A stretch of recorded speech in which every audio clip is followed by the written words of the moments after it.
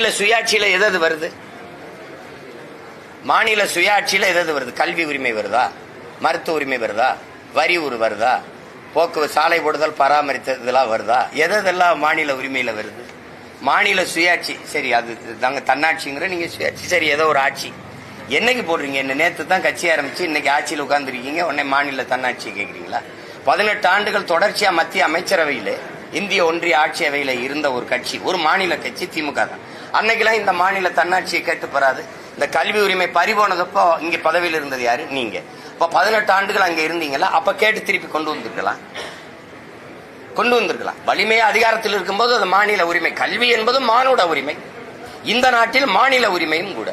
அதை நீங்க எப்படி அங்க தாரவார்த்து கொடுத்துட்டு இப்ப நீட்டுக்கு எதிராக ஒரு தீர்மானம் போடுறேங்கிறீங்க? கொண்டு வரும்போது பேசாம இருந்தீங்க. இப்ப மாநில தன்னாட்சி யார்கிட்ட கேக்குறீங்க? பிஜேபி அரசு கிட்ட. அது மாநிலங்கள் பிரிக்கப்பட்டதே தவறுன்னு பேசுது. அதுகிட்ட போய் நீங்க மாநில தன்னாட்சி கேக்குறீங்க. ஒரு மாநில தன்னாட்சி என்பதே அந்த மாநிலத்தை, அந்த மாநிலத்தின் மகன், அந்த மண்ணின் மகன், அந்த மண்ணை சார்ந்த அந்த இனத்தின் மகன் ஆள்வதான் முதன்மையான உரிமை. மாநில உரிமையிலே மிக முதன்மையான உரிமை. வந்தேன் போனவெல்லாம் நாட்டை ஆண்டுட்டு எல்லா உரிமையும் பறி கொடுத்துட்டு என் மலையை வெட்டி நீங்க ஒரு கேள்வி கேட்கிற அதுக்கு பதில் சொல்ல மாட்டேங்கிறீங்க. கேரளாவில் மலை இருக்குதா இல்லையா? இருக்குது. மேற்கு தொடர்ச்சி மலையின் தொடக்கம் எங்க? கேரளாவில். கேரளாவுக்கு விளிங்கத்தில் துறைமுகம், கேரளாவில் கட்டடங்கள், கேரளாவில் சாலை போடுதல். இதற்கு ஏன் அவர்கள் மலையை வெட்டாமல் கன்னியாகுமரியில் இருக்கிற அந்த என்னுடைய மலையை, மேற்கு தொடர்ச்சி மலையை வெட்டி ஏன் ஏத்தி போகணும்? ஏன் ஏத்திக்கிட்டு போகணும்? கர்நாடகாவில் மலை இருக்கா இல்லையா? இருக்கு.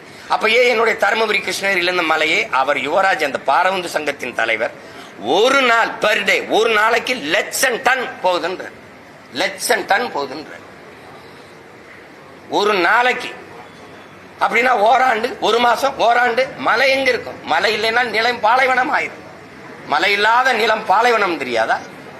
எந்த அதிகாரத்தில் இந்த மலை எங்களை நீங்க வளர்க்க முடியும்? ஒரு அடிப்படை அறிவு தானே இது.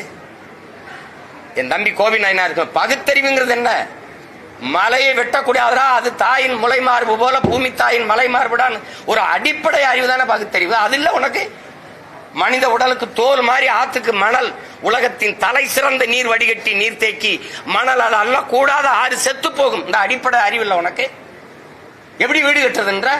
இத்தனை ஆயிரம் ஆண்டுகளா வாழ்ந்து கோட்டை கட்டி ஆண்ட ஒரு இனம் ஆத்த கொன்னு மலையை நொறுக்கித்தான் கோட்டை கட்டிச்சா? என் பாட்டங்க இத்தனை வீடு, நாங்கெல்லாம் வீடு கட்டி வாழ்ந்தது இந்த நாட்டில் இருக்க ஆத்து மணல் அள்ளி அள்ளி மொத்தமா தின்னா. இந்த மண்ணின் மக்களின் மணல் தேவைக்கு மட்டும்தான் ஆற்று மணல் அள்ளப்பட்டதா? யாரு மனச்சான்றோட பதில் சொல்வா? அரபு நாட்டில் விற்கல, அருகில் இருக்கிற மற்ற மாநிலங்கள்ல விற்கல. இங்க பாலாற்று மணல், இங்க தாமிரபரணி ஆற்று மணல், இங்க மணல் கிடைக்கும்னு எழுதி வச்சு கேரளா கர்நாடகால விற்கல. என்ன உரிமை நீங்க பாதுகாக்க போறீங்க? எனக்கு காவிரியில் இருக்கிற நதிநீர் உரிமை இருக்கா? எனக்கு 410 டிஎம்சி தண்ணி வந்துகிட்டு இருந்ததுல ஏன் 150 டிஎம்சி 50 டிஎம்சிக்கு போய் மண்டியிட வேண்டிய நிலைமையை உருவாக்குறது இந்த திமுக, இந்த காங்கிரஸ். யாருக்கிட்ட கேட்கிறீங்க தன்னாட்சி? யார் தரப்போறா? யார் தரப்போறா? சாதிவாரி கணக்கெடுப்பு அது மத்திய அரசு எடுக்கணும். உங்களோட கூட்டணி வச்சிருக்கிற தெலுங்கானால இருக்க காங்கிரஸ் எடுக்குது, கர்நாடகாவில் இருக்கிறது எடுக்குது, எல்லாம் எடுக்குது. நீங்க எடுக்க முடியாது. அது சாட்டி விட்டுறணும். இஸ்லாமிய சிறைக்கைதி ஆளுநர் கையெழுத்து போடலாம். அவர் போட மாட்டாருன்னு தெரியுது. அவர் RSS மெம்பர் ஆஃப் RSS. அவர் எப்படி இஸ்லாமிய சிறைக்கைதிக்கு விடுதலைக்கு போடுவாரு? அப்ப வாக்கு கேட்கும்போது என்ன கேட்டிருக்கணும்? ஆளுநர் கையெழுத்து போட்டா விடுதலை செய்யறேன் அப்படி சொல்லியிருக்கணும். குடும்ப தலைவிக்கு 1000 நீங்க ஓட்டு வந்த பிறகு என்ன சொல்றீங்க? தகுதியானவன். ஏன் ஆத்தாளாக்கா தகுதியை பார்க்க நீங்க? உங்களுக்கு என்ன தகுதி இருக்கு? எங்க அம்மாவுக்கு தகுதி இருக்கா இல்லையான்னு சொல்ல? இதெல்லாம் சேட்டை தானே. அப்ப வாக்கு கேட்கும் போது சொல்லியிருக்கணும், தகுதியான குடும்ப தலைவிக்கு 1000 ரூபாய் கொடுக்கணும். போயான்ட்டு போயிருப்பான். எல்லாமே ஏமாற்று, எல்லாமே ஏமாற்று. திடீர்னு தேர்தல் வரும்போது ஏன் இந்த பாசம் வருது? அதான் திரும்ப திரும்ப சொல்றேன்ல, தனியா போடுவான், பொம்பளையில பிடிச்சி காய் பிடிச்சி செலவு பண்ணுவான், தாலியை தோடு தொங்கட்டான அத்துட்டு போவான், ராத்திரில ஆடு மாடுல திருடிப்பான், எல்லா செல்வாரித்தனமும் ஒருத்தன் பண்ணுவான். நான் கோயில்ல நாங்க மாரியம்மாவுக்கு முளைப்பாரி போட்டு காப்பு கட்டும் போது அவனும் மாலையை போட்டுருவான், அவனும் காப்பை கட்டிக்கிடுவான். அவன் திடீர்னு திருவிழா வரும்போது சாமி ஆடுவான் பாருங்க, அந்த ஒரு நாள் புனிதன் ஆயிடுவான். அது மாதிரி இந்த திராவிட கட்சி இருக்குல்ல, குறிப்பா திமுக இருக்குல்ல, அது கோயில் திருவிழா, அது தேர்தல் திருவிழா. தேர்தல் திருவிழா வரும்போது புனிதர் வேடம் போடும் பாருங்க. அது திடீர்னு தீர்மானம் போட்டுரும். இந்த தீர்மானத்தால மாநில தன்னாட்சி வந்துடும். இதை கொடுத்துட்டு போயிருவாங்க. தன்னாட்சியில எது வருது? மொழி உரிமை இருக்கு. முதல்ல மொழி இருக்குதா? என் தாய்மொழியில படிக்க உரிமை இருக்கா? படிச்சா அதுக்கு வேலை கிடைக்குமா? அதை கொடுத்திருக்கல.